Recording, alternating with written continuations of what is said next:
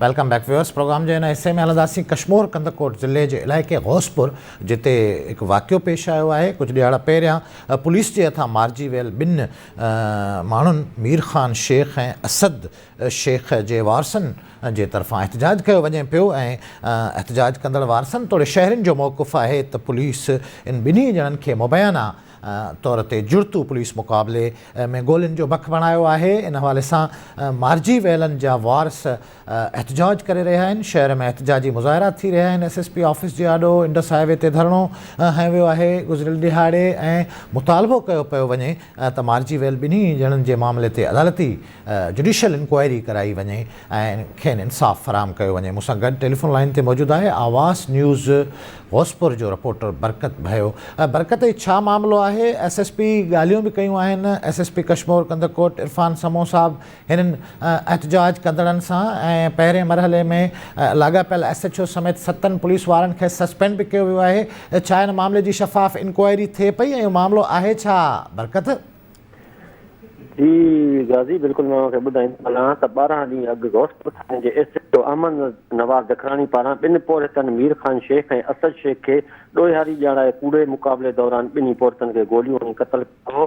Police जे अहिड़े अमल बाद मक़तूलनि जा वारिस ऐं सियासी समाजी तोड़े मज़हबी जमायतनि जे कारकुननि पारां भेरे भेरे सां SSP ऑफिस आॾो एहतजाजी मुज़ाहिरा करे ॿ ॾींहं अॻु जेको आहे ॿिन्ही मक़तूलनि जे खून सां इंसाफ़ न मिलण ते इंडस हाईवे ते धरणो हणी रोड ब्लॉक करे छॾियो हो, जेको धरणो मुसलसल 8 कलाकनि ताईं जारी रहियो, जंहिं सबबु ट्रैफिक मुअतल रही। जंहिं बाद SSP कश्मीर इरफान अली समो जे हुकुम तहत DSP कंदकोट यार मोहम्मद रिंद धरणे वारे हंधि पहुची मुज़ाहिरीन सां ॻाल्हियूं कयूं। मुज़ाहिरीन पुलिस खां मुतालबो कयो हो त पहिरियां त पुलिस जे कूड़े मुक़ाबले जी IG सिंध खे SSP कश्मीर इरफान अली समो हिकु ख़तो माणे त ॿिन्ही पोरतनि असद शेख ऐं मीर ख़ान शेख मजमूई तौर ते जेके एहतजाज कंदड़ हुआ बरकत, उन्हनि जो मुतालबो हुयो त हिन मामले जी इंक्वायरी कराई वञे, शफ़ाफ़ इन्वेस्टिगेशन कई वञे ऐं उन्हनि जो इल्ज़ाम इहो आहे त पुलिस मुक़ाबलो जुड़तू हो। इन जे करे जेका मारिजी वियलनि जे ख़िलाफ़ FIR आहे उन खे ख़तमु करे पुलिस अहलकारनि या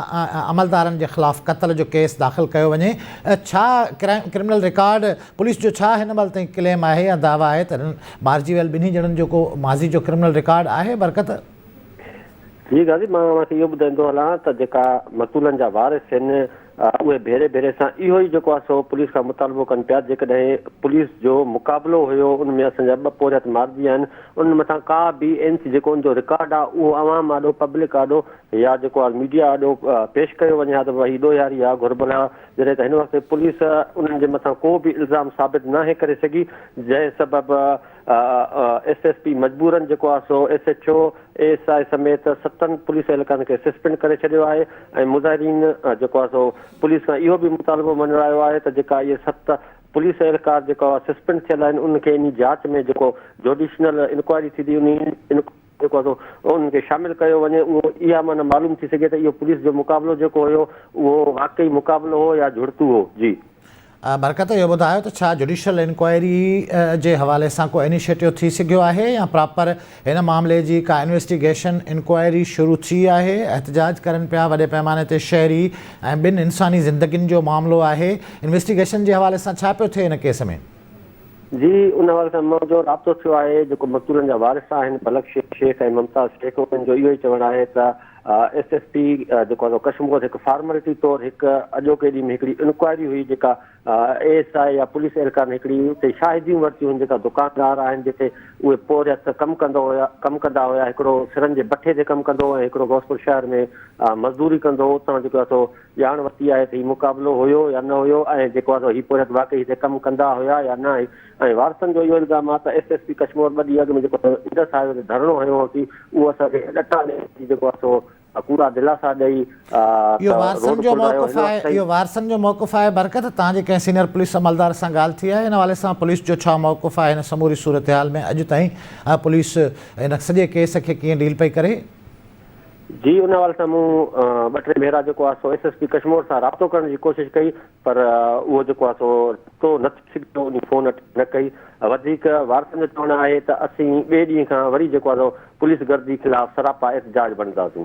वॾी महिरबानी अव्हां जी बरकत भयो। अव्हां अपडेट कयो व्यूअर्स। ही कश्मीर कंदकोट ज़िले सां लाॻापियल गौसपुर जे ॿिनि पोरियतनि या ॻोठाणनि जो मामिलो आहे जिन खे पुलिस मुबैना तौर ते मुक़ाबले में मारियो आहे ऐं वारसनि जो मौक़िफ़ आहे, शहरनि जो मौक़िफ़ आहे त हीउ मुक़ाबिलो जुड़तू आहे। इन हवाले सां असां कोशिशि कईसीं त एसएसपी कश्मीर कंदकोट इरफान समो जो मौक़िफ़ बि तव्हांजे साम्हूं रखी सघूं, पर उन सां राब्तो मुमकिन न थी सघियो आहे। जीअं असांजो रिपोर्टर बि ॿुधाए पियो त एसएसपी सां हुनजो राब्तो न पियो थिए। हीउ जेको अलमियो आहे सिंध में व्यूअर्स जाली पुलिस मुक़ाबलनि वारो, उहो काफ़ी अरसे खां वठी न रुॻो मीडिया पर ख़ुदि कोर्टुनि में बि ज़ेर बहस रहियो आहे। सिंध जा ई जेके कश्मीर कंदकोट शिकारपुर सखर ऐं घोटकी ज़िला आहिनि उते बदमनी वारी सूरत हाल आहे।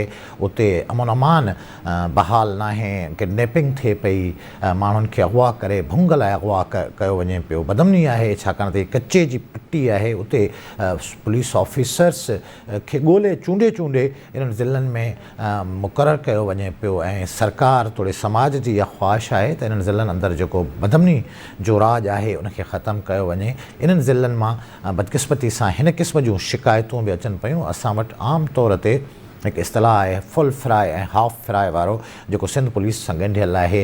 हिन केस खे बि फुल फ्राई सां ॻंढियो वञे पियो, जेको अदालतुनि खां मथां क़तल आहिनि जिन खे असां क़तल ई चई सघूं था। जॾहिं तव्हां पाण अदालत लॻाईंदो रोड रस्ते ते त हिन क़िस्म जा एहतजाज थींदा। हिन केस ते बि स्पेसिफिक प्रॉपर इन्वेस्टिगेशन थियणु खपे, शफ़ाफ़ इंक्वायरी थियणु खपे ऐं इहो मारिजी वियल ॿिन्ही ॻोठाणनि जे वारसनि जो बुनियादी हक़ आहे त खेनि इंसाफ़ ॾिनो वञे। इंसाफ़ जे लाइ ॻोठाणा एहतजाज करे रहिया आहिनि।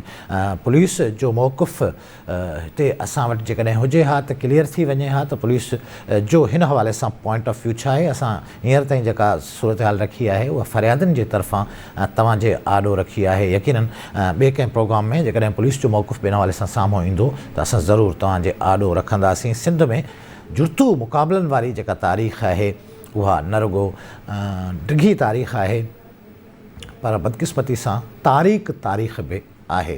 व्यूअर्स, मुंहिंजे प्रोग्राम जो वक़्तु पंहिंजी पुॼाणी खे पहुचे पियो।